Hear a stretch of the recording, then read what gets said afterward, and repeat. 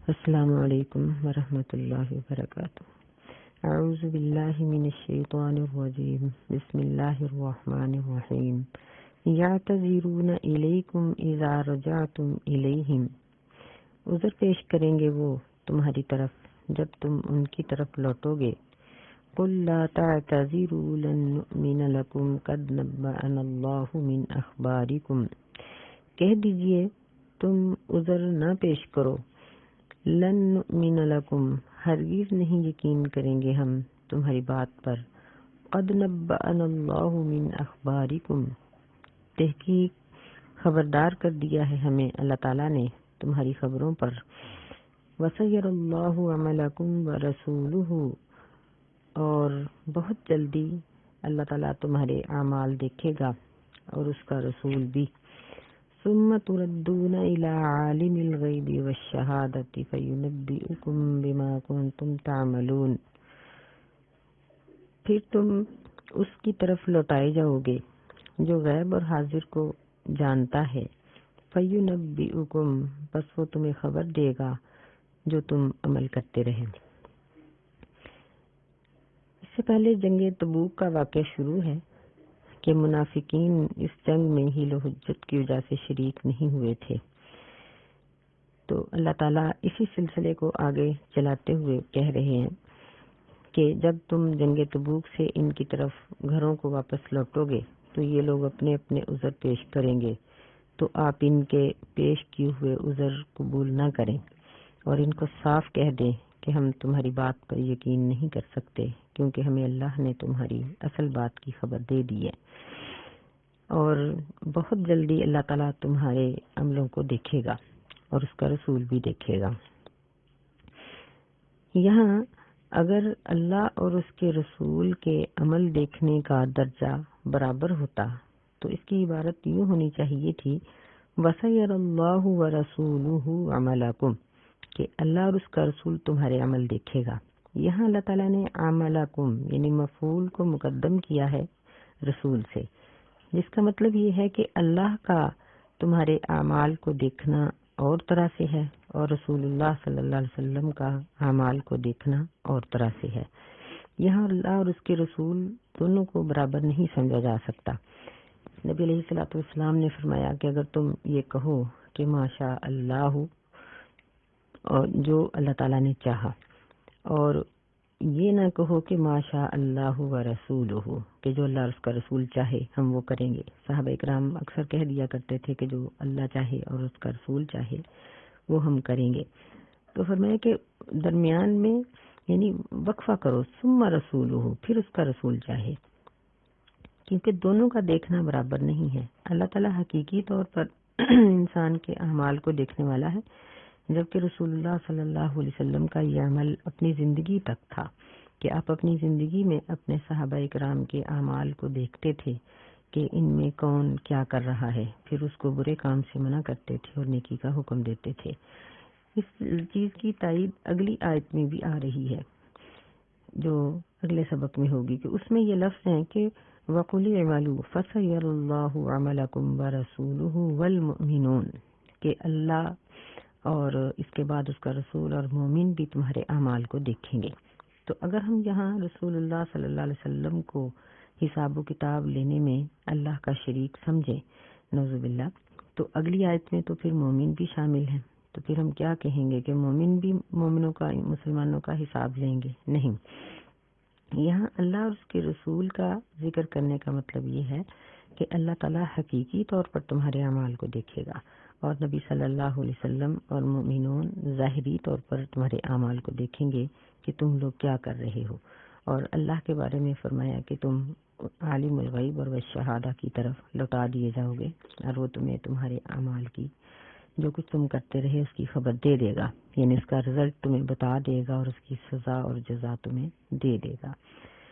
تو کسی بھی عمل کو کرتے وقت یہ نہیں کہنا چاہیے کہ اللہ اور اس کا رسول قبول فرمائے، بلکہ یہ کہنا چاہیے کہ اللہ قبول فرمائے، اور رسول اللہ صلی اللہ علیہ وسلم کی اتباع اور ان کی اطاعت میں رہ کر وہ عمل کرنا مسلمان کا فریضہ ہے۔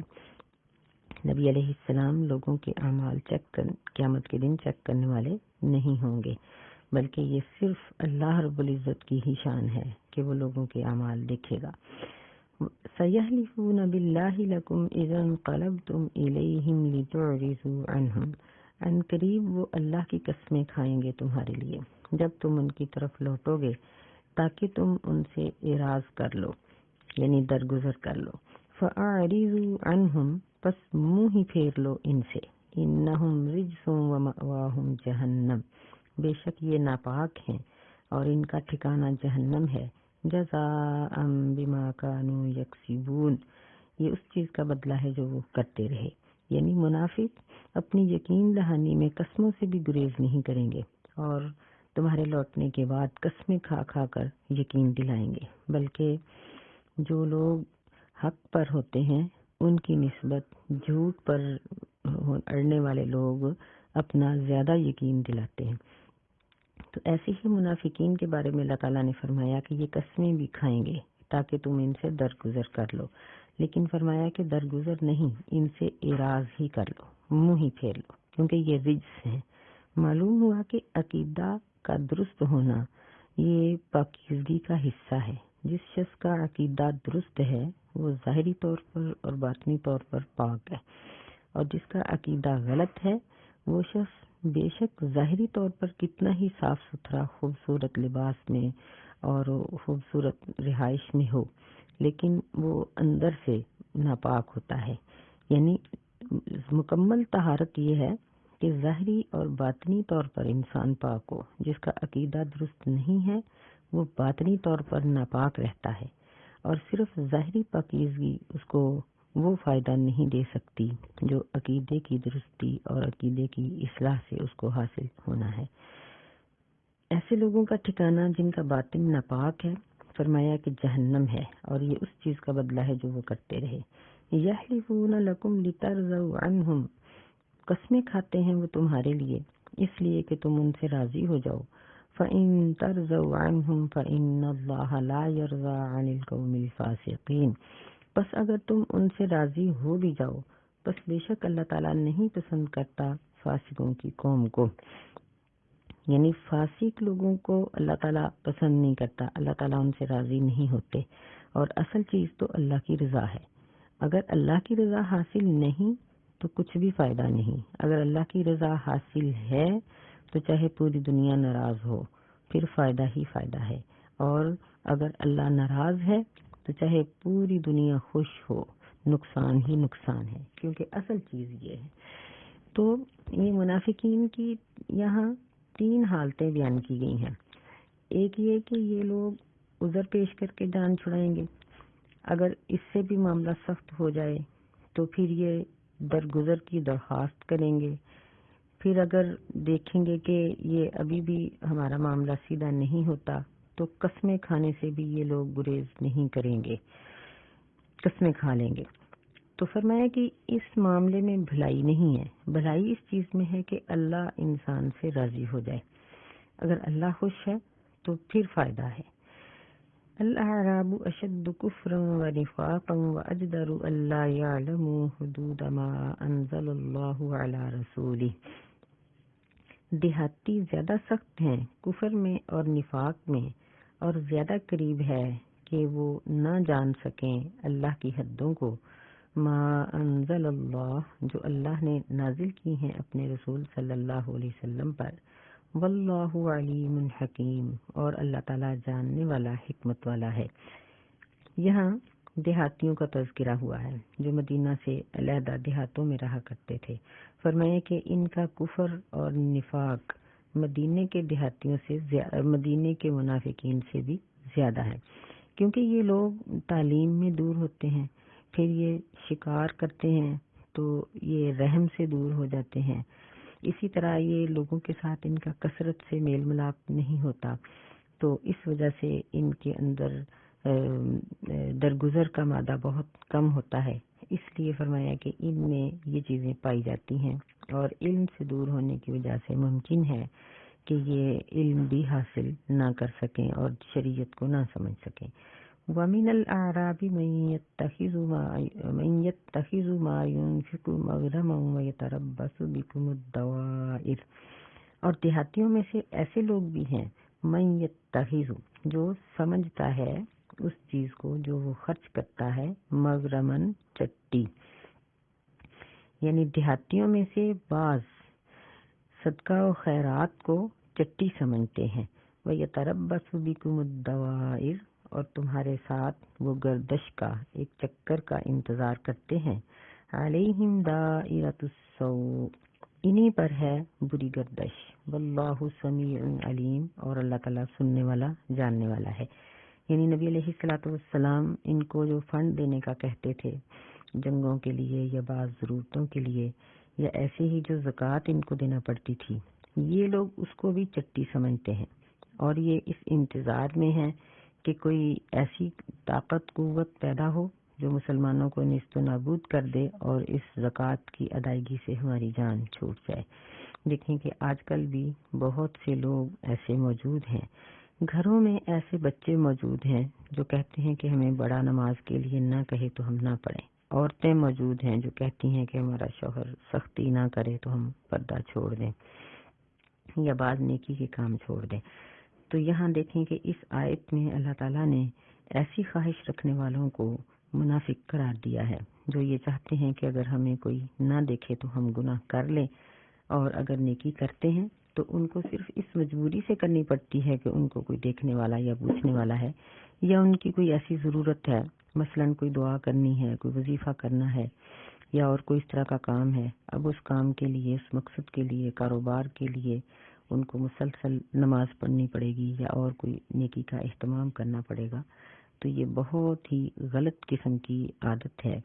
نماز، روزہ، صدقات و خیرات، اسی طرح دعا، ذکر، تلاوت، یہ سب چیزیں ہمیں اللہ کی رضا کے لیے کرنی چاہیے،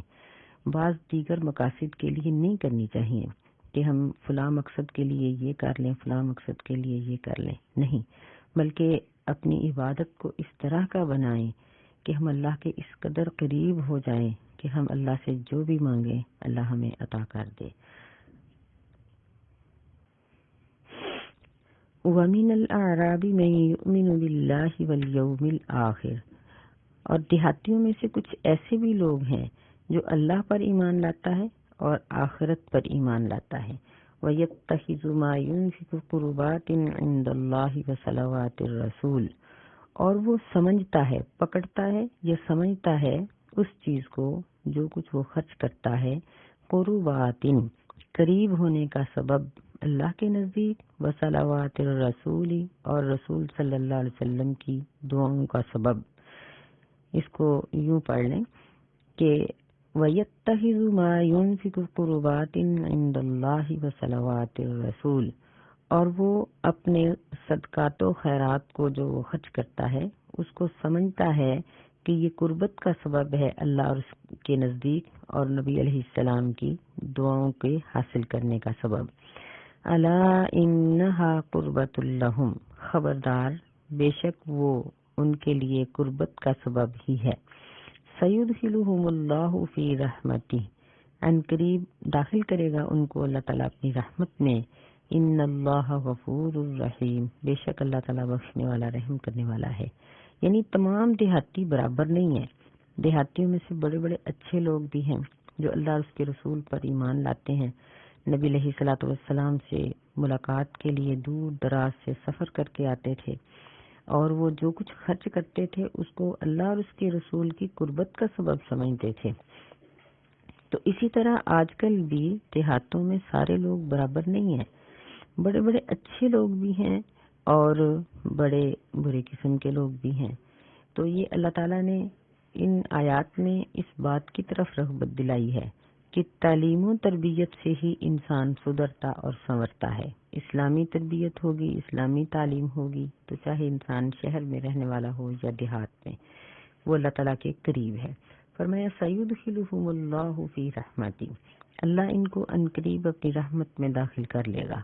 عبداللہ بن ابی اوفا رضی اللہ تعالیٰ عنہ بیان کرتے ہیں کہ نبی علیہ الصلوۃ والسلام کے پاس میرے باپ صدقہ لے کر آئے تو آپ نے ان کے لیے دعا فرمائی اور ان کے یعنی فرمایا کہ اے اللہ آل ابی اوفا میں برکت فرما، ان کے مال میں اور ان کی جانوں میں برکت فرما۔ یعنی نبی علیہ الصلوۃ والسلام کی عادت مبارک تھی کہ آپ ان صدقہ لے کے آنے والوں کے لیے خصوصی دعا کیا کرتے تھے۔ والسابقون الاولون من المہاجرین والانصار، سبقت لے جانے والے پہلے مہاجروں میں سے اور انصار میں سے، والذین اتبعوہم بإحسان، اور وہ لوگ جنہوں نے ان کی پیروی کی احسان کے ساتھ، رضی اللہ عنہم ورضوا عنہ، اللہ تعالیٰ ان سے راضی ہو گیا اور وہ اللہ سے راضی ہو گئے، وَأَعَدَّ لَهُمْ جَنَّاتٍ تَجْرِي مِن تَحْتِهَا الْأَنْهَارُ خَالِدِينَ فِيهَا أَبَدًا، اور تیار کیا ہے اللہ تعالیٰ نے ان کے لیے باغات کو جس کے نیچے سے نہریں بہتی ہیں اور وہ اس میں ہمیشہ ہمیشہ رہیں گے، ذَلِكَ الْفَوْزُ الْعَظِيمُ، یہ بہت بڑی کامیابی ہے۔ اس میں اللہ تعالیٰ نے سبقت لے جانے والے لوگوں کا ذکر کیا ہے، السابقون الاولون، یعنی مہاجرین و انصار۔ اس وقت مسلمان دو ہی قسم کے تھے، کچھ مہاجر تھے اور کچھ انصار تھے۔ فرمایا ان دونوں میں سے سبقت لے جانے والے لوگ۔ اب سابقون الاولون کون ہیں، اس کی مختلف تفاسیر موجود ہیں۔ بعض نے کہا کہ جنہوں نے سب سے پہلے اپنا مال اور مکانات اور کاروبار چھوڑ کر دوسرے علاقوں میں اسلام کی خاطر ہجرت کی۔ بعض نے یہ کہا ہے کہ جنہوں نے جنگ بدر میں شرکت کی کیونکہ یہ پہلی جنگ تھی۔ بعض نے کہا ہے کہ جنہوں نے بیت رضوان میں سب سے پہلے ہاتھ بڑھائے۔ بعض نے کہا جنہوں نے فتح مکہ کے لیے سب سے پہلے تیاری کی۔ اصل بات یہ ہے کہ ہر کام میں سبقت لے جانے والے، اور انصار میں سے سابقون کے بارے میں بعض نے کہا ہے کہ یہ وہ لوگ ہیں جنہوں نے بیت عقبہ اولیٰ میں نبی علیہ السلام کے ہاتھ پر بیعت کی تھی، اور پھر بیت ثانیہ میں بھی یہ لوگ عقبہ ثانیہ میں بھی آئے تھے۔ بہرحال جو اصل اور صحیح اور واضح تفسیر ہے وہ یہی محسوس ہوتی ہے کہ ہر کام میں مہاجرین و انصار میں سے سبقت لے جانے والے، جیسے جیسے احکامات اترتے گئے اور یہ لوگ ہر اترنے والے حکم پر آگے بڑھ کر عمل کرنے والے بنے، وہ لوگ اس سے مراد ہیں کہ ان لوگوں کی فضیلت اللہ تعالیٰ بیان کر رہے ہیں۔ ایک ہیں سابقون الاولون مہاجرین میں سے، اور پھر فرمایا کہ والذین اتبعوہم بإحسان، جو ان کے پیچھے لگے احسان کے ساتھ۔ تو احسان کے ساتھ پیچھے لگنے والوں میں تابعین، تبع تابعین آتے ہیں، یعنی جنہوں نے مسلمانوں کی اتباع کی، صحابہ کرام کی اتباع کی اور ان کی پیروی اور اطاعت کی انہوں نے۔ اور لیکن مفسرین نے اس میں یہ بھی ذکر کیا ہے کہ قیامت تک آنے والے تمام لوگ جو صحابہ کرام کے اعمال کو دیکھ کر چلتے ہیں اور ان جیسے کام کرنے کی کوشش کرتے ہیں، یہ لوگ بھی اس میں شامل ہیں۔ یعنی اس سے معلوم ہوگا کہ قیامت تک ہر دور میں، ہر خاندان میں، ہر فیملی میں، ہر کلاس میں جو بھی نیکی کے کام میں سبقت لے جائے گا، انشاءاللہ اللہ تعالیٰ اس کو اپنی اس آیت کے حکم میں شامل فرما لیں گے۔ حکم کیا ہے؟ رضی اللہ عنہم، اللہ ان سے راضی ہو گیا، ورضوا عنہ، اور وہ اللہ سے راضی ہو گئے۔ یعنی قیامت تک جتنے بھی مسلمان ہیں نیکی کا حکم سن کر سب سے پہلے اس پر عمل کی کوشش کرنے والے اس بشارت میں شامل ہیں انشاءاللہ۔ وَمِمَّنْ حَوْلَكُمْ مِنَ الْأَعْرَابِ مُنَافِقُونَ، اور جو تمہارے اور ان لوگوں میں سے جو تمہارے ارد گرد دیہاتیوں میں سے رہتے ہیں منافق ہیں۔ وَمِمَّنْ حَوْلَكُمْ مِنَ الْأَعْرَابِ مُنَافِقُونَ، اور تمہارے ارد گرد رہنے والے لوگوں میں سے، ان دیہاتیوں میں سے بھی منافق لوگ ہیں۔ وَمِنْ أَهْلِ الْمَدِينَةِ، اور اہل مدینہ میں سے بھی، مَرَدُوا عَلَى النِّفَاقِ، اڑے ہوئے ہیں وہ منافقت پر، یعنی مدینے کے منافق بھی اور دیہاتیوں میں سے منافق بھی یہ نفاق پر اڑے ہوئے ہیں۔ لا تعلمهم، تم ان کو نہیں جانتے، نحن نعلمهم، ہم ان کو جانتے ہیں۔ یہاں اللہ تعالیٰ نے نبی علیہ السلام کے عالم الغیب ہونے کی نفی کی، اور جو اس پارے کے شروع میں اللہ تعالیٰ نے بیان کیا ہے کہ یہ عذر پیش کریں گے اور قسمیں کھائیں گے، اسی سلسلے میں یہ ذکر کیا کہ ان کی قسموں کو اور ان کی گفتگو کو دیکھ کر تم ان کو پہچان نہیں سکو گے کہ یہ منافق ہیں۔ سورہ بقرہ میں بھی اللہ تعالیٰ نے فرمایا کہ وَمِنَ النَّاسِ مَن يُعْجِبُكَ قَوْلُهُ کہ لوگوں میں سے بعض ایسے ہیں کہ جن کی بات آپ کو دنیا کی زندگی میں بہت اچھی لگتی ہے، حالانکہ وہ سرکش قسم کے اور فساد پھیلانے والے لوگ ہیں۔ تو یہاں بھی یہی بات ذکر کی ہے، یعنی اس سے معلوم ہوتا ہے، ایک بات تو یہ پتہ چلی کہ نبی علیہ الصلوۃ والسلام عالم الغیب نہیں تھے، بلکہ آپ کو منافقین اور دوسروں کے بارے میں وہی علم حاصل تھا جو اللہ تعالیٰ نے آپ کو بطور خاص دے دیا۔ عام مومنوں اور مسلمانوں کے علاوہ آپ کو ان کے نام بتا دیے گئے اور ان کی حرکات و سکنات بتا دی گئی کہ ایسا ایسا کرنے والے منافق ہیں۔ فرمایا کہ تم نہیں جانتے، ہم ان کو جانتے ہیں۔ سنعذبہم مرتین، ان قریب ہم عذاب کریں گے ان کو 2 مرتبہ، ثم یردون الی عذاب عظیم، پھر یہ بہت بڑے عذاب کی طرف لوٹا دیے جائیں گے۔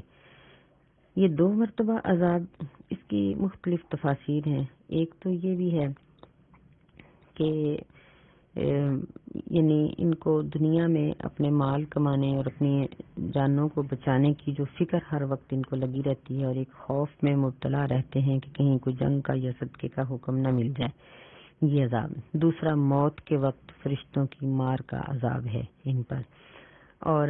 بعض نے مرتين کا معنی کیا ہے مسلسل، بار بار، سنعذبهم مرتين، یعنی ہم ان کو بار بار عذاب کریں گے، تو یہ بھی اس کا معنی بہت درست ہے۔ ثم یردون الی عذاب عظیم، پھر وہ بڑے عذاب کی طرف لوٹائے جائیں گے، یعنی آخرت کے عذاب کی طرف۔ تو یہاں اس کا ایک مطلب یہ بھی ہے کہ دنیا میں جو تکلیفیں، بیماریاں، پریشانیاں آتی ہیں وہ دنیا کا عذاب ہے، پھر مرنے کے بعد قبر کا عذاب ہے۔